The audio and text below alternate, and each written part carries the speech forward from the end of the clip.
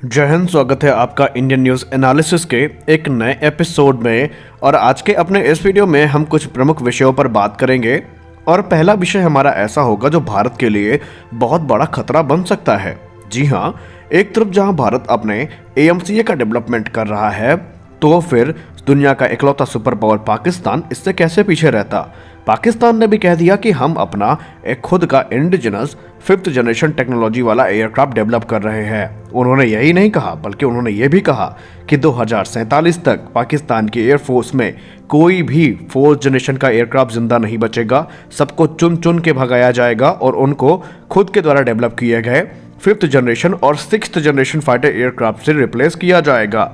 तो आइए आज के अपने इस वीडियो में हम पाकिस्तान के इसी प्रोग्राम के बारे में बात करते हैं और हम जानेंगे कि आखिरकार पहले से जब उनके पास एक 10th जनरेशन का एयरक्राफ्ट था तो उनको ये छोटे मोटे 5th जनरेशन एयरक्राफ्ट की क्यों जरूरत पड़ी। तो चलिए जान लेते हैं आज के अपने इस वीडियो में कि वो क्या मजबूरी थी कि पाकिस्तान को अपनी एक लोअर कैटेगरी के एयरक्राफ्ट को चुनने की नौबत आ गई। तो चलिए जानते हैं।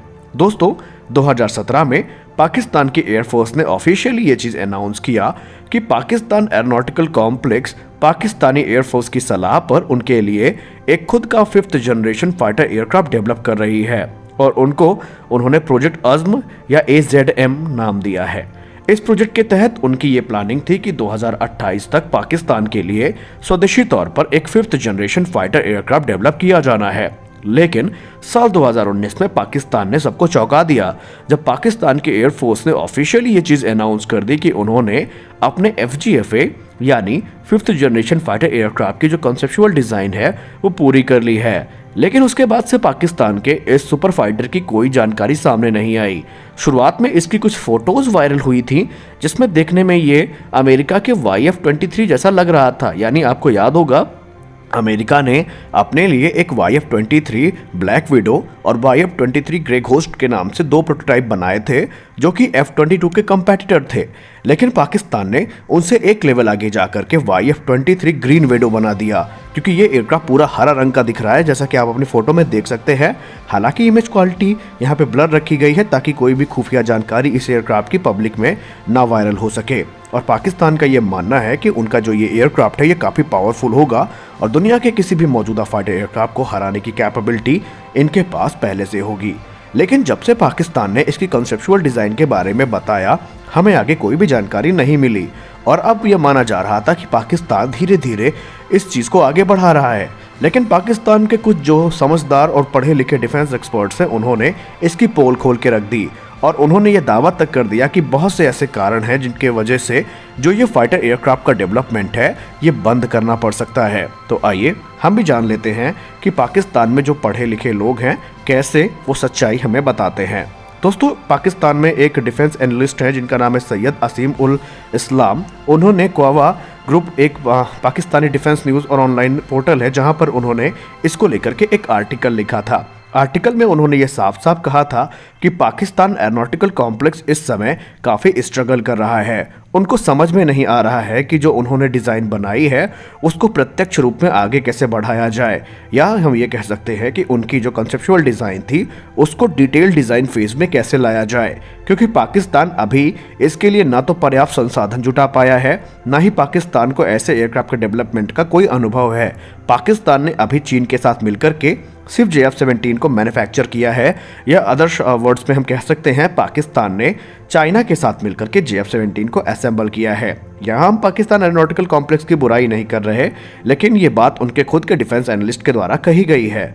उनके तरफ से ये भी कहा गया है कि पाकिस्तान के पास अभी ऐसी टेक्नोलॉजी के लिए ना तो एक्सपीरियंस है, ना ही उनके पास ह्यूमन रिसोर्सेज है और ना ही इस प्रकार के बड़े प्रोजेक्ट को अंतिम या कह सकते हैं आयाम तक पहुंचाने के लिए या इसकी मंजिल तक पहुंचाने के लिए किसी प्रकार का कोई इंफ्रास्ट्रक्चर।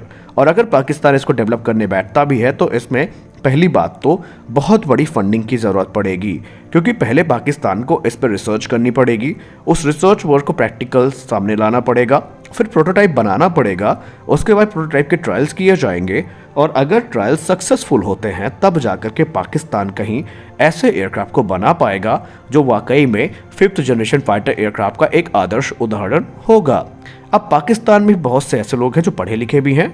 जी हाँ, पाकिस्तान इतना बुरा भी नहीं है जितना हम उसको मानते हैं। पाकिस्तान में बहुत से लोग पढ़े लिखे हैं, बस ये है कि वो कभी कभी क्वेश्चन करने से बचते हैं।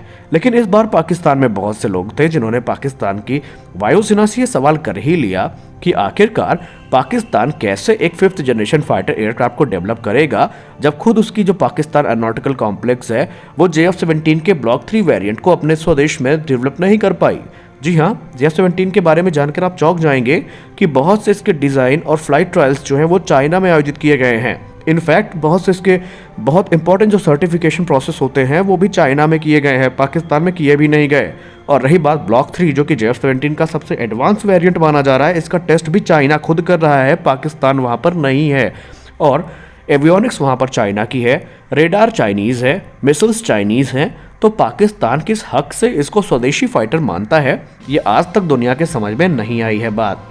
वहीं पाकिस्तान के जो सीनियर रैंक अधिकारी हैं उनके वायुसेना के, उनका ये मानना है, एक लोकल मीडिया में उन्होंने इंटरव्यू के दौरान ये कहा था, हालांकि उनका नाम तो नहीं बताया गया, लेकिन ऐसा माना जा रहा है कि ये बहुत आला दर्जे में या आला पद पर ये कार्यरत है। उन्होंने ये क्लेम किया था कि 2047 तक पाकिस्तान में कोई भी 4th जनरेशन फाइटर एयरक्राफ्ट कार्यरत नहीं रहेगा, बल्कि पाकिस्तान की वायुसेना सिर्फ 5th जनरेशन फाइटर एयरक्राफ्ट को उड़ाएगी और उनकी जो कॉम्बैट कैपेबिलिटी होगी वो मौजूदा समय में दुनिया के किसी भी 5th जनरेशन फाइटर एयरक्राफ्ट से कम नहीं होने वाली है। उन्होंने ये भी दावा किया कि भारतीय वायुसेना के नज़रिए से अगर हम बात करें तो पाकिस्तान की वायुसेना पहले से बहुत अच्छे फॉर्म में है। पाकिस्तान की वायुसेना काफ़ी मजबूत है और JF-17 थंडर जो है वो भारत के लिए काफ़ी है। अब पता नहीं उन्होंने कौन सा माल फूंका था और उनको ये बताने की ज़रूरत भी पड़नी चाहिए थी, या उनको ये बताना चाहिए था कि मालिक आपने बता तो दिया बनाने के लिए, बनाओगे कैसे, क्या नट बोल्ट लगा के इसको भी टाइट किया जाएगा। अब इसी चीज़ को लेकर के इनके मीम्स भी बन रहे हैं, इनको ट्रोल भी किया जा रहा है।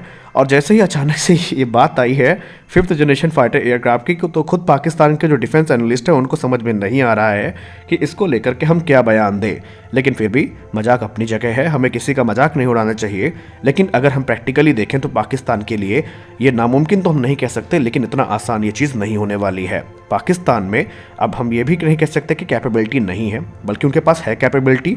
भले ही हम JF-17 का मजाक उड़ाते हो, लेकिन वो पाकिस्तान ने उसमें मेहनत तो की है। लेकिन जब एक practical 5th generation fighter aircraft की बात आती है तो ये बात भी सत्य है, ये बात भी सही है कि इसके लिए बहुत बड़े रिसोर्स की ज़रूरत पड़ती है, बहुत बड़ा बजट है। अब सवाल ये उठता है कि क्या पाकिस्तान वाकई इतने बड़े बजट को अफोर्ड कर पाएगा? क्या पाकिस्तान के लिए ये चीज़ कह सकते हैं कि पॉसिबल है कि वो इतने बड़े प्रोजेक्ट में अपनी जो फंडिंग है वो कर सके? अब ये भी एक बड़े सवाल है, लेकिन इनका जवाब अभी नहीं है और हम आशा करते हैं पाकिस्तान की तरफ से जल्द ही इसके बारे में कुछ जानकारी यहाँ पे साझा की जाएगी। हालांकि इस पूरे वीडियो में हमने JF-17 थंडर की यहाँ पे वीडियो यूज़ की है, क्योंकि हमारे पास अभी उनके तैयारा की कोई वीडियो नहीं है, कोई फोटो नहीं है 5th जनरेशन एयरक्राफ्ट की। जो भी हम सर्च कर रहे हैं उसमें YF-23 ही सामने आ रहा है। फिलहाल अभी के वीडियो में बस इतना ही। वीडियो कैसा लगा कमेंट सेक्शन में ज़रूर बताएं। मिलते हैं अपने अगले वीडियो में, तब तक के लिए जय हिंद।